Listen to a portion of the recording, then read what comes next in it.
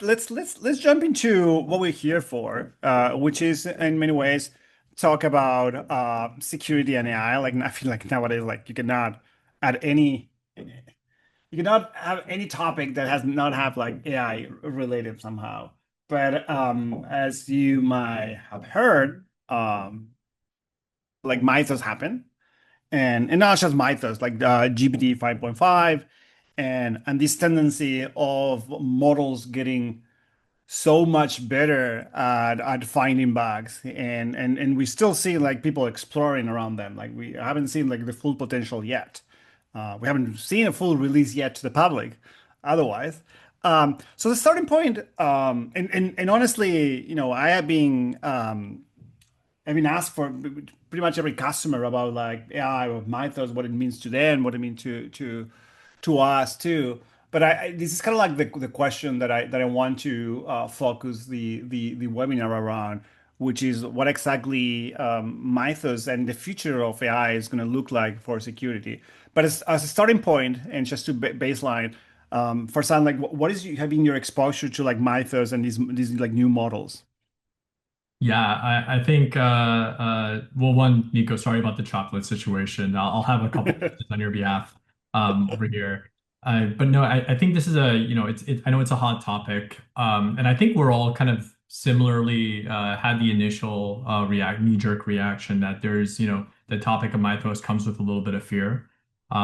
So we feel like it's the cyber boogeyman is out to find every vulnerability overnight, as well as the threat actors are going to be leveraging those models. Then there's if you kind of look through the data points and look beyond the hype of it, yes, it is a powerful AI supercannon.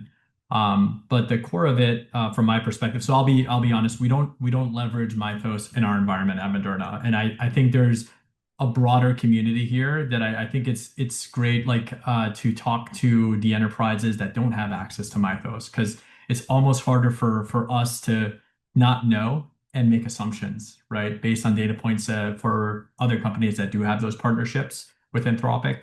The core of it though is that Mythos isn't necessarily inventing new classes of vulnerabilities, right? It all comes down to what we were finding in grounded application security or network security fundamentals for years and years and years. And the reality is, most of these open weight models today are finding the same classes of issues. When you think about it that way, it kind of takes the hype a little bit away from and kind of pushes us to think about a more grounded approach because what it does do is accelerate the bug finding progress for sure. Um, just as going back to what you shared earlier, Nico, I know you and I share a lot of commonality in being previously security researchers. One of the things that helps me keep grounded or stay grounded, outside of just being in the kind of the CISO suite kind of conversations, is actually getting technical when I have time, whether that's on the evenings or the weekends, and doing some security research. And even at my human speed, at my human scale, I'm finding high severity issues out on the internet impacting Fortune 500s. And I don't have Mythos, right? The majority doesn't. So the what it does change is the acceleration of bugs and risks that we're going to be having to focus remediation on. Yes, that is definitely coming. The other piece of it is I feel like it's also changing a little bit of the economics of things. So even if, let's say, every enterprise had access to Mythos, they wouldn't necessarily be able to effectively point it at everything in their network, right? Because that's expensive. That's an expensive model to run. So you have to be ultra mindful of how you're leveraging something like that and point it at the most critical assets. So it's going to be, from my perspective, a great lift for any offensive security program. Um, we're going to feel the tax of it on the remediation side for sure. So that's where we're now focusing a lot of our concentration on the Moderna side. So I agree 100%. And one of the things that we have experienced, if you've been around in security, is like every 4 or 5 years, like something show up and it's the end of security, right? Like I remember like fosters were a thing, and everyone was like, no. We're gonna stop doing vulnerability research because like now Foster is gonna find all the bugs. What happened later is like that was not the case. And if exactly as you said, like Mythos is just one model. And you will see around like doing a lot of really amazing research on pin weight, on even like the other models. And with proper harnessing, like they were finding like also these kind of like amazing vulnerabilities. But to me, what we are seeing is not now. We have seen it for the last year or so. Is that suddenly the speed and the scale has changed considerable, and that is the speed. Not only to there's like many aspects of on the offensive side of like what changed in terms of speed. There's a speed of like finding a bug. There's a speed of like exploiting a bug, right? And in that combo, there's also a speed of like getting a patch and transforming into an exploit. Uh, and that to me also is kind of like scary because like no, you used to put a laptop or a server into internet and like 15 minutes later like you have like one dump scanner like looking for like admin on your SSH, right? Like the usual. But suddenly now it's like this is long line of CVEs are being transformed to exploit. And I'm not even talking about like attacking with AI, which that's going to happen as the models get the inference get cheaper, or the open weight models get better at that. But just like the fact that there are way more exploit out there. And like what happened is like I mean we have to in many ways continue the same strategy, but what changed right now is like the skill and the speed that we have never seen before. What are your thoughts there? How you think about across the lines of like speed and scale? Yeah, I think we all have to prep for the speed and scale piece. I completely agree, Nico. The thing is, like if you're dealing with in your enterprise, we all have vulnerability scanners. Even if you're not leveraging mature pen testing processes today, we all have some level of visibility into what our risks look like. But we all get, even before AI, we've been probably getting thousands of criticals in our vuln management program. And it's just a lot of it becomes noise and it leads to inaction, right? So that big mess. And now that mess is becoming going from 1,000 criticals to 10,000, let's say. To me, it's we almost have to like recalibrate severity from a cybersecurity program. By the way, I'm not. This is not the. This is just my perspective, right? Leveraging a new baseline that informs us. Okay, well, this is what the scanner tells us. However, we need to provide a modifier to the severity based on whether or not we have exploit proof or evidence of like, is this CVE even reachable and exploitable? Like back in my Google days, like our team was fuzzing every day and that you brought up that exact point, right? And then like, great, we would be generating crashes on, whether it's Android OS or iOS, and then that's great. But is that exploit even reachable? And that's a whole different conversation and dialogue. So, do we really care about the thousand CVEs, or do we care about the two that's actually triggers reachable exploit and gives you the exploit proof? So that's where we're looking at plus wanting a modifier to anything that has that level of evidence. Doesn't mean you have to pen test everything. Or, I mean, by the way, this is where Expo is helping us a little bit in this space, is providing exploit proofs. There's other tools that can provide a little bit of that insight for your program. Even in vuln management, there's this whole category of, I believe, like EPSS, exploit predictability scoring system, that gives you a little bit of insight whether or not you exploit the application or not on what is a reachable exploit. And that to me is what needs to rise to the top as focusing your remediation program on versus trying to boil the ocean and fix everything. So that's my sort of short answer to that, Nico. I know there's a lot of directions and there's other things you can do too on just the remediation front itself on automating pieces there. I'm happy to talk to. But yeah, it's a great topic, and I know a lot of us are feeling that pain. Yeah, I agree 100%. I think that what we have seen from customers, and to be quite honest, this is one of the reasons why we create Expo, has been around like prioritization, how you better prioritize like all the thousands of vulnerabilities that you're receiving your way. And this is actually old news. Like I remember when these third party supply chain software came out and suddenly start reporting like CVEs in your services. You go and figure it out. And I used to be the CISO at Leaf before Expo, and we will have this like really fantastic thing that we build in house that will like scan Docker images and libraries of like our services, and we'll figure out like open source library that has CVEs associated to them. And we will go and report to engineers, and the engineers will be like, you know what? Like, yes, like this library or this software is in my Docker image, but I'm actually not using it.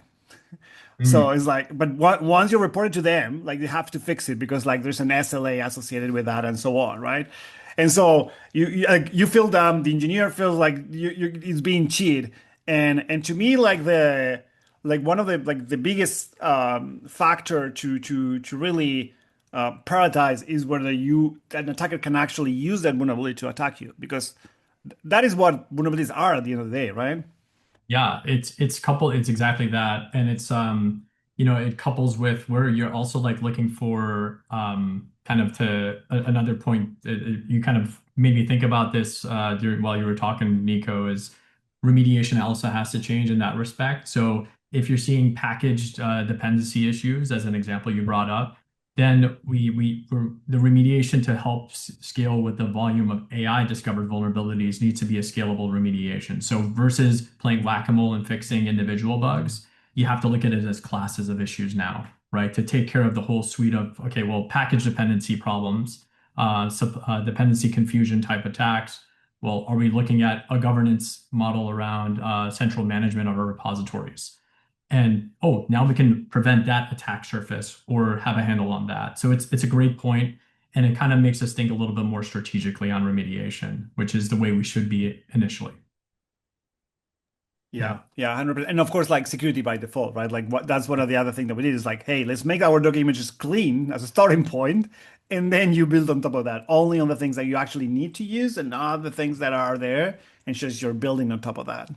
Yeah, absolutely. And like I know it's easy to say, right, in a conversation, but it's much harder to implement. And like, I mean, I will say too, just admittedly, like with any other company that has a manufacturing environment, it is not necessarily easy to just patch the thing overnight, even if you know there's a critical CVE on there, on a piece of equipment, right? Like that equipment could be managing, like manufacturing processes that needs to have uptime or maybe managed by a vendor, right? And you need to have a process to handle remediation through a third-party dependency, and that adds a lot of complications. So, have thoughts on all those. I'm happy to dive into any of these if there's interest there. But it's we totally get it. It's hard, but the core theme is thinking about it at a from like the systemic patterns perspective, and that's really another way to you know, battle with or manage the AI volume of bugs that's being generated.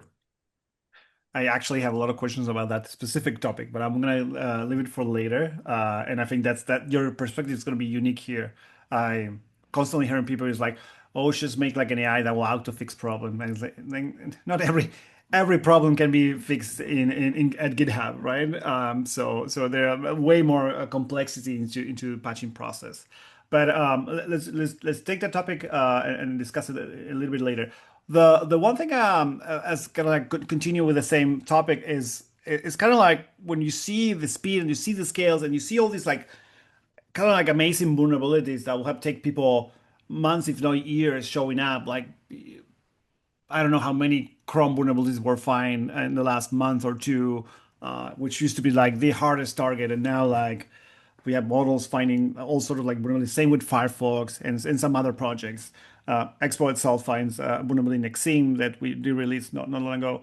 Like we have to more than ever start with the assumption that like everything is broken, right? And like patching is not going to be like the full solution. Like first you need to know that what is out there. Like if you don't have inventory, if you don't know the vulnerabilities that you have, like that's the really like wrong starting point. But then the question is like what and then it's exactly what you said before. It's like it's simple to discuss it, it's hard to implement it, but you need to start building your security in layers, right? Like patching is not It's not a layer of security anymore. Exactly, exactly. I think like, to just root it in some real world examples here at Moderna, right? We find vulnerabilities. We have multiple environments, our lab research environment, our manufacturing environment, our corporate network. And that mirrors sort of the breakdown of other kind of similar companies in the industry. And just even if you're in a manufacturing facility. And we can't patch everything. So you got to look at, okay, well, we see like a thing I'll just bring up that I see everywhere. Every company I've worked at is like you have hardware management controllers like these iDRACs or ILOs or what have yous, and they're always laden with vulnerabilities. And it's hard to just fix it because they may work on a protocol that is inherently vulnerable by design. So how do you patch that? You can't. There's ways to mitigate it, and maybe you have to look at like network segmentation, like maybe moving the highest risk assets that are managing critical infrastructure or business workflows into a separate environment. Maybe that's restricting access through role-based access. Maybe that's just increased monitoring if that's your best solution. But it's something that is a compensating control to your point Nico, that it's, if patching is can't occur or can't occur based on a timeline and you have to work on a mitigation plan until the ideal patch rolls out, then that's your plan. And I'll even mention that we had this our red team identified a bug 2 weeks ago on some equipment in our research labs. We reached out to the vendor, and it's actually kind of comical. The vendor's response, not to name them, but just exactly how the conversation went. They said, "Oh, thank you for disclosing this. To fix this issue, you can upgrade to this piece of equipment, and this new version of said equipment that probably costs an arm and a leg." And it just at the root of it, it was just like, wait, this is a pitch now. So rather than you're telling me to, I have to purchase hardware to fix a software vulnerability, and the two don't compute. So, like we're gonna work on that, and we're having those vendor conversations right now. But like in the meantime, what is a compensating control? So we're very serious about the network segmentation piece until we can get to a better place in that example. Did you say ILO as HP ILO? Yeah, yeah, HP, Oh, good old HP ILOs and Dell iDRACs. we did some research that we presented Black Hat in 2018, I think, that we attack a lot of like BMC software out there, and we find so many vulnerabilities. The most simple ones like Stack Overflows and like the old school vulnerabilities in and it was not long ago, but Yeah, I it's don't want to make a poor taste joke on that, but it's just like it's a gift that keeps on giving. Anything yeah, that runs on the IPMI protocol is just yeah yeah. inherently and historically been laden with vulnerabilities. So we all have them in our environments. It's a matter of like how do we protect it from getting if you have VPN access into your network or you've just general somebody hooks into a plug, can they reach a BMC? That's danger territory. So again even predates the AI conversations, but AI just makes discoverability of those issues even easier now. So, yeah, but these are fun conversations, and it's great. Like one thing I really appreciate, and maybe Nico, you can resonate with this, is like back when you're in the red team side, you find bugs and you report them, and it's so obvious to you that this is an issue, and this should be fixed immediately, and it's hard to feel the responsibility of remediation Mhm. until you're sitting on the defender side and have to have those hard conversations to understand why this can't be fixed and why it's so complicated and why there's so many different reasons you can't touch this system because it's regulatory compliance, whatnot. Just makes you appreciate what everyone does on the defense side. Absolutely. It's like every time that you see like a big incident, people say like, why didn't you just like fix every vulnerability? I'm like, you never work in a real company where like there's business priorities, there's politics, there's like just like regulatory issues. So actually, I want to double click on that because I think that you will have a really amazing perspective on that subject, which is like we know what to do with our own software, but it's way more complicated when we are dealing with vendors. And so I feel like there's two part of the question. One of them is like how you deal with like patching in those environments where like it's a third party software, you're depending on a third party, how you think about that. from like the kind of like life cycle perspective. And the other one is like, have you redefined the way you manage vendors, like with like with the future, with this new reality that we're living, that we're seeing more bugs, or is maybe it's like just a little bit of the same, but you know that the scale is gonna get worse and you're pushing the vendors more. Like, have you thought in different ways about like with all these vulnerabilities coming, how you managing even just like an acquisition of a product? Is like security involved in that process more than ever now? Kind of like, what are your Yeah. thoughts there? It's a great question. I think in the past, a lot of approach companies have taken is like, oh, we found a vendor related flaw, security flaw. Just work through your disclosure process, report it out, and hope they fix it ultimately. But it's sort of out of scope for a lot of teams, whether they fix it or not. Um, this day and age, like that, those are the systems the attackers go after, right? So you can't ignore. And we need to have a process that handles remediation for software we don't own, right?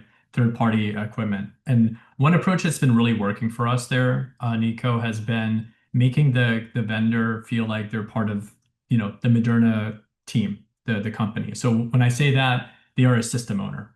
And just like how we treat, and this is kind of not even talks about vendor or talks to this issue with vendors, talks about this issue with system owners as a whole at a company. Everyone should feel that air of responsibility if they get assigned a bug. That's a security risk ticket. And so what we did is develop this, and just similar to like many companies, you have your security case management system, whether that's a Jira, VSTS, et cetera. And it shouldn't just be a repository for bugs assigned to cyber. That's where you need to assign those responsibilities to the dev teams, the product owners, the system owners. And honestly, what's helped us is develop or building contractor accounts or service provider accounts for vendors and assigning them those tickets as well. So now we have a validated ticket that has a severity and all the data populated, and it's assigned to the vendor. And if there's issues with remediation, we have similar escalation paths where it gets communicated up to our executive team, not as step one, but obviously layers where we can influence the vendor to do the right thing before it needs to go up to that level. Because it's something that my CTO at Moderna used to be a CISO, is very much aligned with me on this perspective. Is like if you're a vendor, one of the last things you want to do is have to sit down with a C-suite executive around why you're not fixing a vulnerability, right? And putting risk not just for your client, a single client, but all your clients. So that becomes a very different sense of responsibility that we push on the vendors to do the right thing.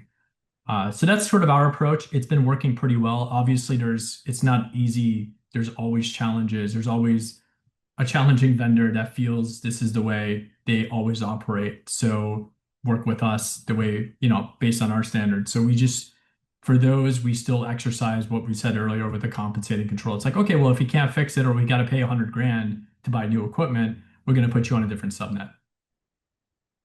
And do you think that your like SLA to patching is going to change in the short term? I mean, it's hard to say because like all of this happened in 6 months, right? So like it's not that you can push something to I mean, a manufacturer that has like a development cycle that's completely different from what we are seeing in, for example, in a SaaS environment.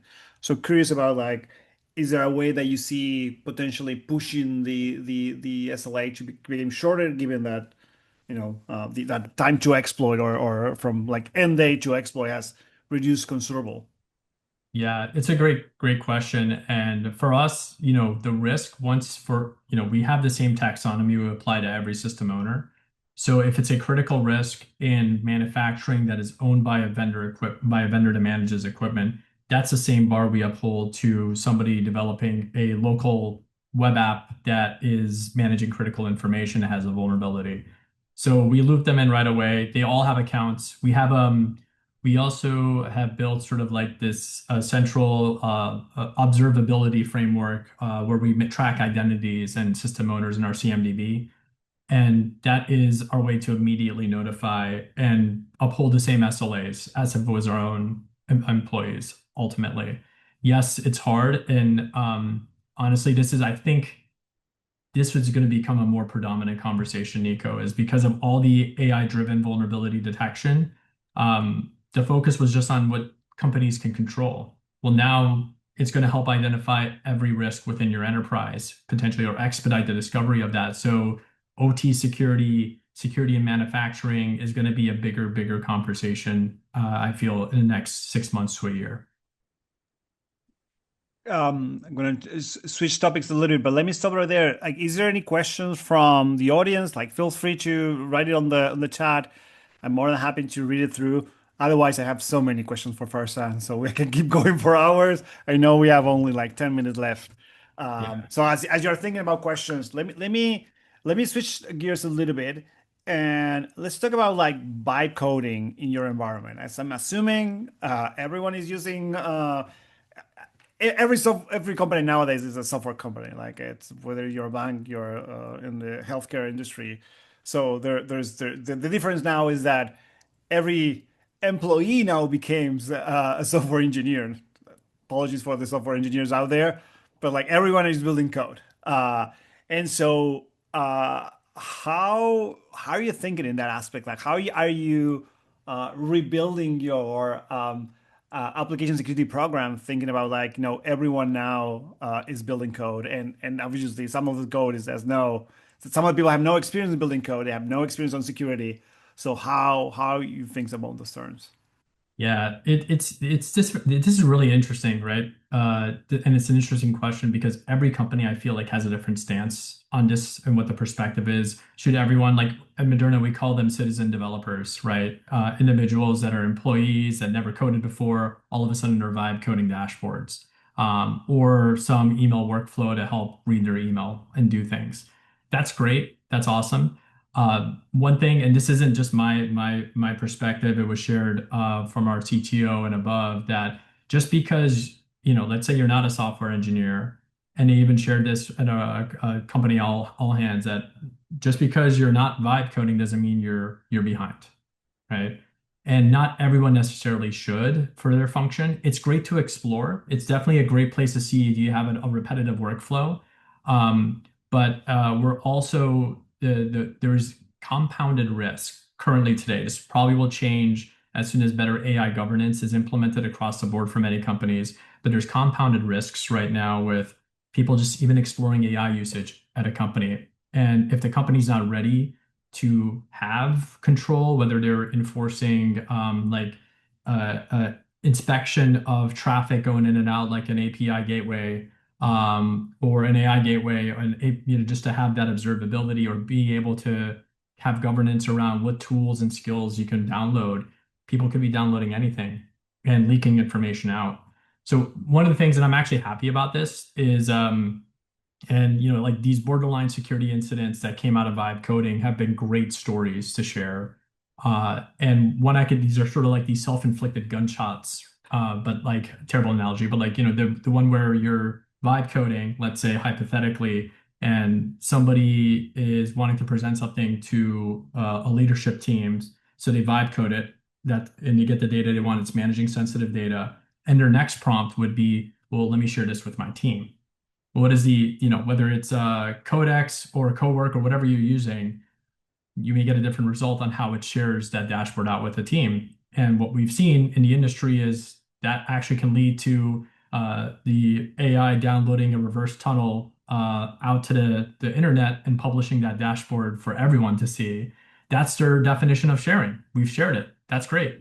Now, that's huge risk. Now you have a major data leak. So I love those stories and sharing those stories because it makes people realize that, hey, I can't just have my company run wild and have the animals run the zoo. You need to have central governance before you have the mandate that everybody needs to be exploring AI use cases. So there's a big approach we're managing here at Moderna, and I know we're short on time, so I'll be quick on it. But it's the AI governance model. Every company doesn't. It's not one size fit all, but thinking about agentic identity, agent registries, an AI gateway for observability, and tools governance. Like all those things are critical before, so you can control what people are using, and then not have to worry ultimately that things can go get leaked on the internet. That's a very good thoughts, and especially because like sometimes the LLMs like play like hackers. You're like just do this, and then they will made it, but they will find all these like different corner cases to make that happen, which is both like scary and fantastic at the same time. Like I mean, we are definitely leveraging that skills that LLMs have to improve the way that we find vulnerabilities, but at the same time internally it's kind of like a huge risk. No, Um, sorry, I was going to say add to that, Nico, too. Like, there may be companies out here that, let's say we have a partnership with OpenAI, so you're leveraging Codex. That's great. How does Codex look like for your employee fleet? Are they running it in YOLO mode, or are they running it as local admin and can do anything on the box? Because even if that's a trusted partnership, you're still having to manage a lot of risk there if you don't enforce good controls. So there's a lot that goes into these discussions, and it's not something that you could just hope for the best, even if you have a partnership with whatever AI shop you're working with. Absolutely. We have one question in the chat, so let me read it through. Any thoughts on methods to approach safeguarding by coding results? I mean, to be sure that the code is verified, tested in any way, automated PR reviews, baseline skills, agent instruction to test before PR, classical SAST and DAST. Yeah, it's a great question. There's a lot there's a lot to unpack in that. I think we kind of touched a little bit on it, and I think this in of itself can be a whole hour discussion. I think ultimately you need to have that sort of the gateway that manages where your developers go, right? In that secure development environment. So you can have the controls, you have the enforceable, you have the ways to enforce not just markdowns, and you have skills governance, you have the ability to inject security reviews dynamically into any pull request. So there's a lot that goes into a governance program like this. Ultimately, what we want to do here, I will say at Moderna, is get off development on local laptops and move into a secure development environment where the enterprise manages all those controls. And really, it takes when you reduce the attack surface, that's when you're in control. So now individuals are just using the tools that are approved. You have detections and hooks into the traffic that goes in and out of your environment.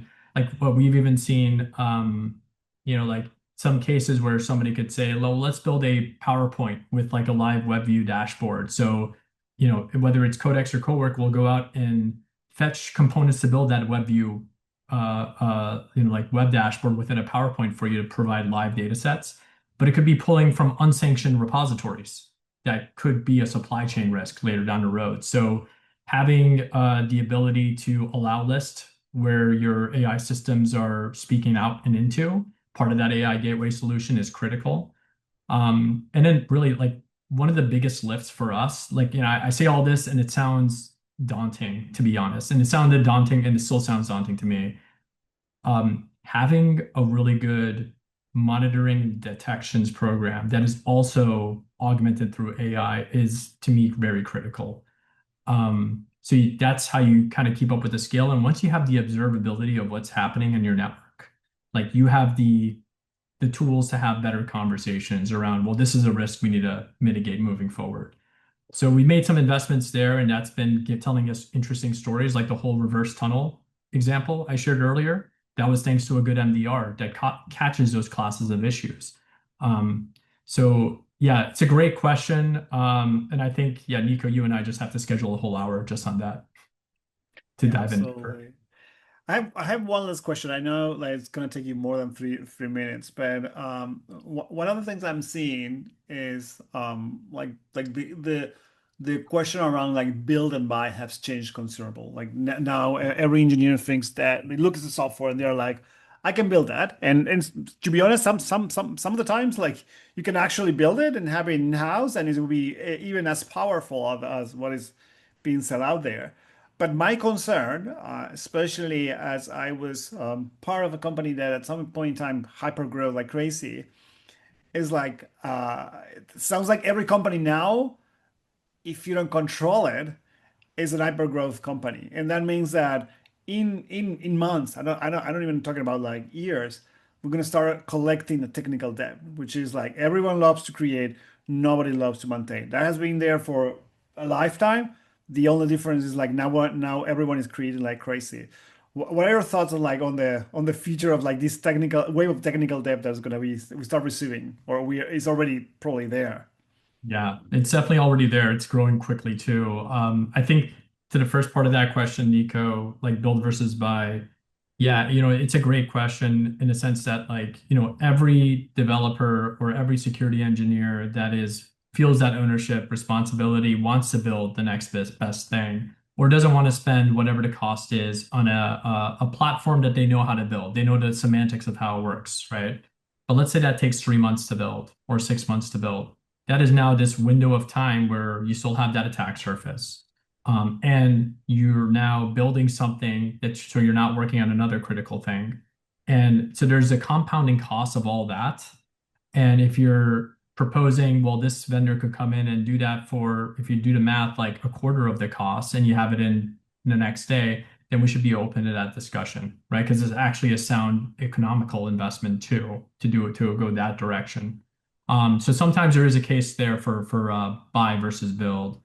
On the technical debt side, yeah, I think we're all gonna see it. If not right now, you're gonna see it all soon, right? The scale of bugs that are coming out through your vuln management programs, through autonomous pen testing.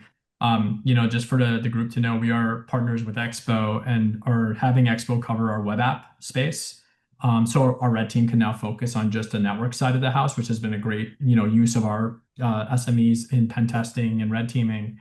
But we're already seeing a lot of bugs coming just from Expo that is bringing up a lot of questions on how we can effectively manage remediation. So there is investments now we're making strategically for remediation. Remediation TPM, remediation agents, all these things are now the focus of what's to protect ourselves from the coming technical debt problem that we're already seeing. So that's a short answer to hit on the hour perfectly there, Nico. But it's Excellent. I know we're all feeling that pain, and it's a great topic, and we'll probably see a lot of sessions just on remediation moving forward. Excellent. I can do this for like multiple hours, to be honest. So thank you Likewise, yeah. so much for being here today. Thank you everyone for being here today. I think it was like a good conversation. I'm super excited to have this conversation with you. I know we're gonna have it also in Black Hat when we see each other in a couple of months or DEF CON, whatever it is. But it was good to have it on the camera and have people like participating and asking questions.